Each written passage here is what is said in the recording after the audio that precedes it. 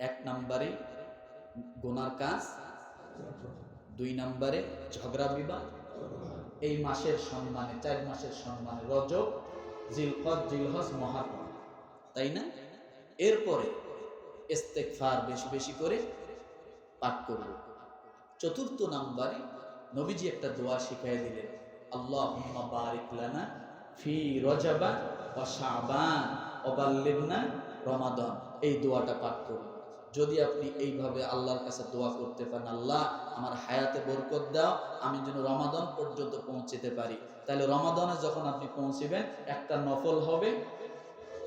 কথা বলে না? একটা নফল হবে। আর আপনি যদি পৌঁছিতে না পারেন তাহলে শবে কদর, চেহেরি, এরপরে ইফতারি, রোজাদারকে ইফতারি করানো, রোজা রাখার সওয়াব, 5 ওয়াক্ত নামাজের সওয়াব, রমজান মাসে জিকিরের সওয়াব, সব আল্লাহ তাআলা আপনার কবরে ঢুকায় দেবে। আমার আম্মা জানদের জন্য একটা কথা বলি, সময় শেষ। মায়েদের জন্য এটা বলতেছি, অনেক মায়েদের বা আপনাদেরকেও বলতেছি, অনেকের রোজা গত বছরের কাজা আছে, অসুস্থতার কারণে রোজা করতে পারেন না। মায়েরা বিভিন্ন সময় বিভিন্ন অসুস্থতার কারণে রোজা করতে পারে।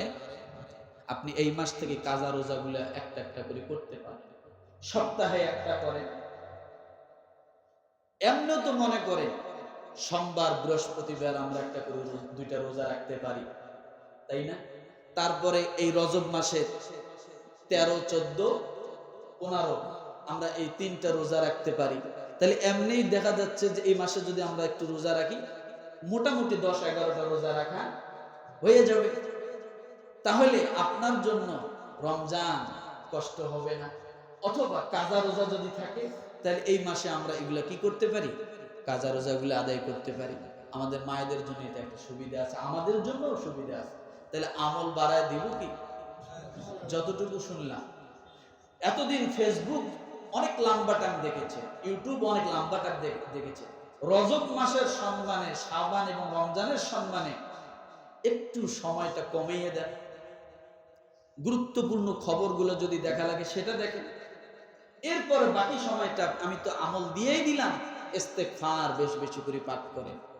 আর আল্লাহুম্মা বারিক লানা ফি রজব ওয়া শাবান ওয়া বাল্লিগনা রমাদান যখনই মনে পড়ে, নামাজের পর 2-4 বার পড়ে ফেলেন। রাস্তা দিয়ে হাঁটতেছেন, বয়ানটা মনে পড়লো, দোয়াটা মনে পড়ছে, করে ফেলেন।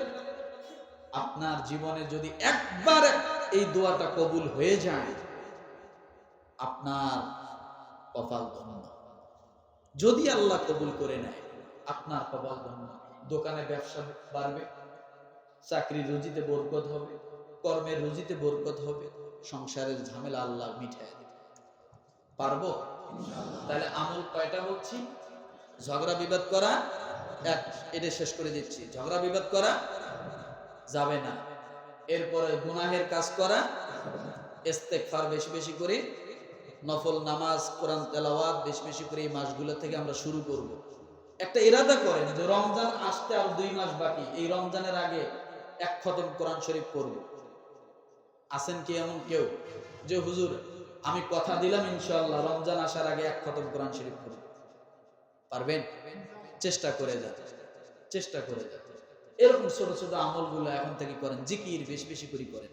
আল্লাহ তাআলা আমাদের সকলকে এই রজব মাসের সম্মানার্থে আমলকে বাড়ায় দেওয়ার তৌফিক দান করুক এবং নিষেধ সমস্ত কাজ থেকে বিরত থাকার তৌফিক দান করুক। আমিন।